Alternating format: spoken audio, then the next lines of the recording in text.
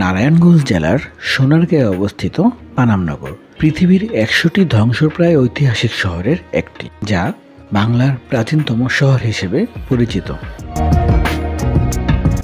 হ্যাঁ বন্ধুরা, রাসেল ব্লগের পক্ষ থেকে আপনাদের জন্য আমাদের আজকের আয়োজন হারিয়ে যাওয়া শহর পানাম সিটি নিয়ে। হ্যালো ভিউয়ার্স, কেমন আছেন সবাই? চলে আসলাম রাসেল ব্লগের নতুন আরও একটি ভিডিও নিয়ে। এই মুহূর্তে আছি হারিয়ে যাওয়া শহর পানাম সিটিতে, যা আজ থেকে প্রায় 400 বছর আগে বিলীন হয়ে গেছে। সেই হারিয়ে যাওয়া শহরে এখন অবস্থান করছি। আজকে আমরা এই হারিয়ে যাওয়া শহর পানাম সিটি আপনাদেরকে দেখানোর চেষ্টা করব, পাশাপাশি এটার ইতিহাস সম্পর্কে আপনাদেরকে জানানোর চেষ্টা করব। তো চলুন শুরু করা যাক আমাদের আজকের ভিডিও।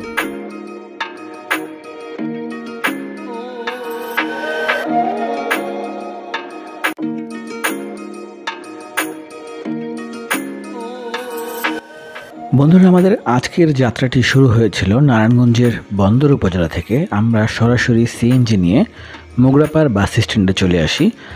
আপনারা যারা গুলিস্তান থেকে কুমিল্লা বা আপনার নরসিংদী বা মোগরাপাড়া যে কোনো গাড়িতে আপনারা যখন মোগরাপাড়া এসে নামবেন, বর্তমানে আমি মোগরাপাড়া ওভারব্রিজের উপরে অবস্থান করছি।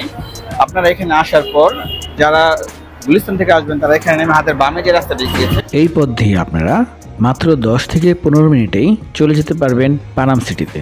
এছাড়া যারা কুমিল্লা বা দাউদকান্দি থেকে আসবেন তারা ওভারব্রিজ পার হয়ে তারপর হাতের ডানে চলে আসবেন। জনপ্রতি ভাড়া পড়বে 10 থেকে 15 টাকা।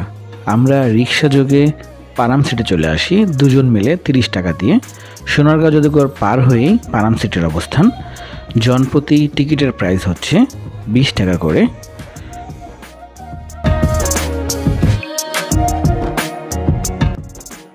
15 শতকে ঈশা খাঁ সোনারগাঁয়ে এই রাজধানী তৈরি করেন।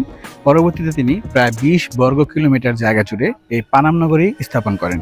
ঈশা খাঁর আমলের পর এই নগরী ধ্বংস হয়ে যায়। 2006 সালে বিশ্বের প্রায় 100টি ধ্বংস স্থাপনার মধ্যে এই পানাম নগরী স্থান করে নেয়।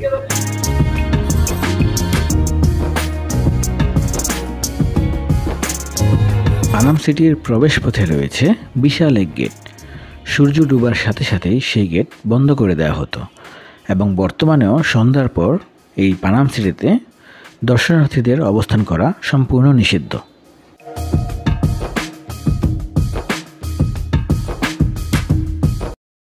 পানাম নগরীর চারিদিক ঘিরে রয়েছে পঙ্খিরাজ খাল এবং এর পূর্বে রয়েছে মেঘনা নদী এবং পশ্চিমে রয়েছে শীতলক্ষা নদী। পানাম নগরীর নির্মাণশৈলীর মধ্যে এবং এখানে যে স্থাপনাগুলো রয়েছে তার মধ্যে একটি আধুনিকতার ছোঁয়া ছিল। তৎকালীন সময়ে যে সকল ধনী ব্যক্তিরা এখানে থাকতো তারা প্রত্যেকেই এই সকল বিল্ডিংয়ের আলাদা আলাদা সুন্দর সুন্দর কারুকার্য তৈরি করে থাকত।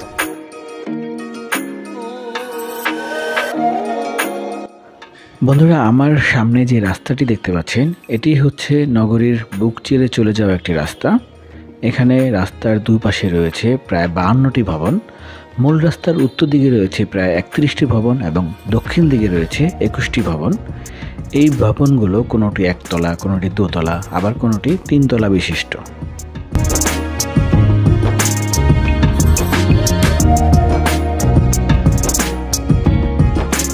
পানাম নগরীর ভিতরে আবাসিক ভবন ছাড়াও রয়েছে মসজিদ, মন্দির, গির্জা, পাঠশালা, তথ্যশালা, এছাড়াও রয়েছে নাট্যমঞ্চ থেকে শুরু করে আরও অত্যাধুনিক অনেক কিছু।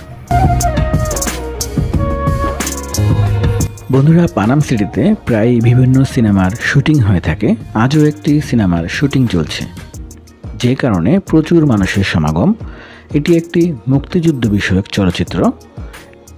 এতে নায়ক হিসেবে অভিনয় করছেন বর্তমান সময়ের নাটকের জনপ্রিয় অভিনেতা খায়রুল বাশার। আমরা বেশ কিছুক্ষণ শুটিং দেখে এসেছিলাম।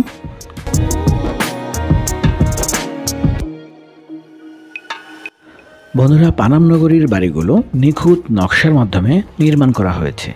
প্রায় প্রতিটি বাড়িতেই রয়েছে কূপসহ আবাস উপযোগী অনেক নিদর্শন। নগরীর পানি সরবরাহের জন্য দুপাশে রয়েছে খাল ও পুকুর। সপ্তাহের প্রতি রবিবার এই পানাম নগরী বন্ধ থাকে। এছাড়া প্রতি সোমবার অর্ধবেলা অর্থাৎ সকাল থেকে দুপুর পর্যন্ত বন্ধ থাকে, বিকেলবেলা খোলা থাকে। ঢাকা থেকে এই পানাম নগরীর অবস্থান মাত্র 27 কিলোমিটার। আপনারা দিনে যেয়ে দিনেই ঘুরে আসতে পারবেন। তো বন্ধুরা, আজ এই পর্যন্তই। আমাদের ভিডিওটি কেমন লাগলো আশা করি কমেন্ট বক্সে কমেন্ট করে জানাবেন। যদি ভালো লাগে তাহলে অবশ্যই লাইক দিবেন, শেয়ার করবেন। পাশাপাশি আমাদের পরবর্তী ভিডিওর জন্য অবশ্যই চ্যানেলটি সাবস্ক্রাইব করে পাশে থাকা বেল আইকনে প্রেস করে রাখবেন। তো আজ এই পর্যন্তই, সবাই ভালো থাকুন, সুস্থ থাকুন, সেই প্রত্যাশায় আল্লাহ হাফিজ।